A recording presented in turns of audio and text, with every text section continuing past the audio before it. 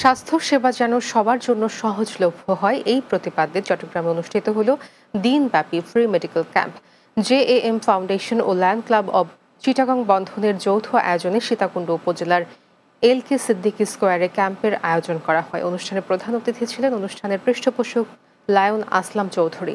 প্রবীণ সমাজসেবক ডাক্তার কমল কদরের সভাপতিত্বে সাবেক ছাত্রনেতা বখতিয়ার উদ্দিনের পরিচালনায় এতে উপস্থিত ছিলেন ডাক্তার মোহাম্মদ ঈসা চৌধুরী, ডাক্তার কমল কদর সহ অন্যরা। ক্যাম্পে শতাধিক নারী, পুরুষ ও শিশুকে বিনামূল্যে চিকিৎসা সেবা ও ঔষধ প্রদান করা হয়। চট্টগ্রামের সাতকানিয়া উপজেলার ঢ্যামসা ইউনিয়ন পরিষদের সাবেক প্যানেল চেয়ারম্যান নুরুল আলম উপজেলা শ্রমিক কল্যাণ ফেডারেশনের পরিবহন সেক্টরের আহ্বায়ক নির্বাচিত হওয়ায় তাকে সংবর্ধনা দেওয়া হয়েছে। উপজেলার কেরানীহাট শ্রমিক কল্যাণ ফেডারেশনের কার্যালয়ে বিভিন্ন পরিবহন সেক্টরের নেতৃবৃন্দ সংবর্ধনা প্রদান করেন। এ সময় উপস্থিত ছিলেন ঢ্যামসা ইউনিয়ন শ্রমিক কল্যাণ ফেডারেশনের নবনির্বাচিত সভাপতি ওসমান গনি, সহসভাপতি জাহেদ কোম্পানি, ঢ্যামসা ইউনিয়নের ২ নম্বর ওয়ার্ড জামায়াতে ইসলামী সেক্রেটারি মাসুম ও কেরানীহাট হাইস ইউনিটের সভাপতি মোহাম্মদ রফিক সহ অন্যরা।